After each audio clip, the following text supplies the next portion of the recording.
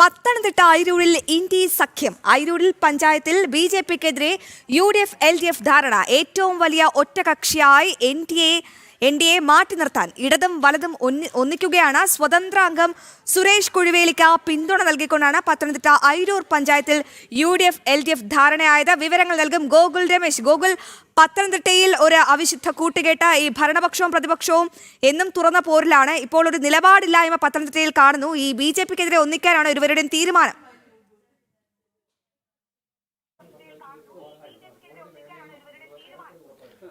നിലവിൽ അവർ രണ്ടുപേരും ഈ ബി.ജെ.പിക്കെതിരായിട്ട് ഒന്നിച്ച് കഴിഞ്ഞിട്ടുണ്ട് അശ്വതി. അതായത് അയിരൂർ പഞ്ചായത്തിലെ ഏറ്റവും വലിയ ഒറ്റകക്ഷി ബി.ജെ.പി ആയിരുന്നു. 6 സീറ്റുകൾ വിജയിച്ചുകൊണ്ട് പഞ്ചായത്തിലെ ഏറ്റവും വലിയ ഒറ്റകക്ഷിയായിട്ട് ബി.ജെ.പി ഉണ്ടായിരുന്നു. അവരെ അല്ലെങ്കിൽ ബി.ജെ.പിയെ അധികാരത്തിൽ നിന്ന് മാറ്റി നിർത്തുക എന്നുള്ള ഉദ്ദേശത്തിലാണ് സ്വതന്ത്ര അംഗത്തിന് ആദ്യഘട്ടത്തിൽ യു.ഡി.എഫ് പിന്തുണ നൽകി പ്രസിഡന്റ് സ്ഥാനത്തേക്ക് മത്സരിപ്പിച്ചത്.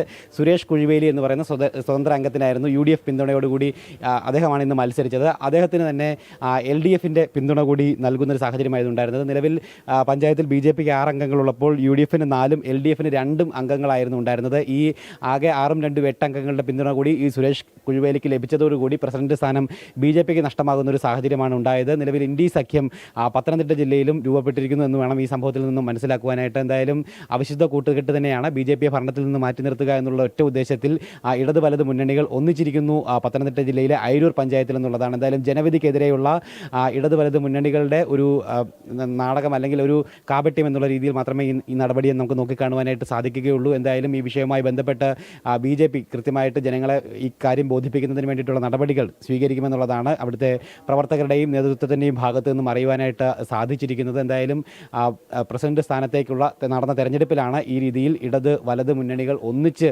ചേർന്നുകൊണ്ട് ബി.ജെ.പിക്കെതിരായിട്ട് നിലപാട് സ്വീകരിച്ചിരിക്കുന്നത്. സംസ്ഥാനത്ത് പലയിടത്തും നേരത്തെ ഈ സ്ഥിതിവിശേഷം ഉണ്ടായിട്ടുണ്ടായിരുന്നു. കഴിഞ്ഞ മുനിസിപ്പാലിറ്റി അല്ലെങ്കിൽ നഗരസഭാ തെരഞ്ഞെടുപ്പുകളിലടക്കം ഇതുമായി ബന്ധപ്പെട്ട സമാനമായിട്ടുള്ള നടപടികൾ ഉണ്ടായിട്ടുണ്ടായിരുന്നു. എന്തായാലും ഇപ്പോൾ പഞ്ചായത്ത് പ്രസിഡന്റ് സ്ഥാനത്തേക്ക് നടന്നിട്ടുള്ള തെരഞ്ഞെടുപ്പിലും ഈ ഇടത് വലത് അവിശുദ്ധ കൂട്ടുകെട്ട് സംഭവിച്ചിരിക്കുകയാണ് അശ്വതി. ഗോകുൽ, ഒരു നിലപാടില്ലായ്മ കൂടിയല്ലേ ഇവിടെ വെളിച്ചത്തായിരിക്കുന്നത്? അതായത് ഈ ഭരണപക്ഷവും പ്രതിപക്ഷവും ഒരു തുറന്ന പോരിലാണ് ഇപ്പോൾ.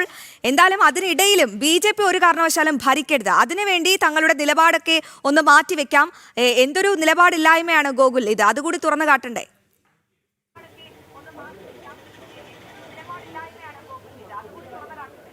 തീർച്ചയായിട്ടും അശ്വതി, അത് തന്നെയാണ്. അതായത് പുറമെ വലിയ അങ്ങോട്ടും ഇങ്ങോട്ടും ശത്രുക്കളാണെന്നൊക്കെ ഭാവിക്കുമെങ്കിലും ഈ രീതിയിൽ ഒരു അവസ്ഥ ഉണ്ടാവുകയാണെങ്കിൽ അവർ ഒന്നിക്കും. അത് നാളത്തെ സംഭവങ്ങൾ അല്ലെങ്കിൽ നാളെ നടക്കാൻ പോകുന്ന യാഥാർത്ഥ്യങ്ങളുടെ ഒരു ഉദാഹരണം മാത്രമായിട്ട് ഈ സംഭവങ്ങൾ മാറുകയാണ് എന്നുള്ള കാര്യത്തിൽ യാതൊരു സംശയവുമില്ല. നാളെ നിയമസഭാ തെരഞ്ഞെടുപ്പിലായാലും അല്ലെങ്കിൽ ലോക്സഭാ തെരഞ്ഞെടുപ്പിലായാലും ഒക്കെ തന്നെ ആ ഒരു സാഹചര്യത്തിൽ ബി.ജെ.പി ഒരു നിർണായകമായിട്ടുള്ള അധികാര ശക്തിയായി മാറുന്ന സാഹചര്യത്തിൽ ഇവർ രണ്ടുപേരും ഒന്നിക്കുമെന്നുള്ളത് പച്ചയായിട്ടുള്ള ഒരു പരമാർത്ഥം തന്നെയാണ്. എന്തായാലും ഈ തദ്ദേശ തെരഞ്ഞെടുപ്പിൽ ആ രീതിയിലുള്ള സൂചനകളും ഉദാഹരണങ്ങളും തന്നെയാണ്, അല്ലെങ്കിൽ വരാൻ പോകുന്ന ആ യാഥാർത്ഥ്യങ്ങളുടെ ഒരു നേർചിത്രം തന്നെയാണ് ഇപ്പോൾ സംഭവിച്ചിരിക്കുന്നത്.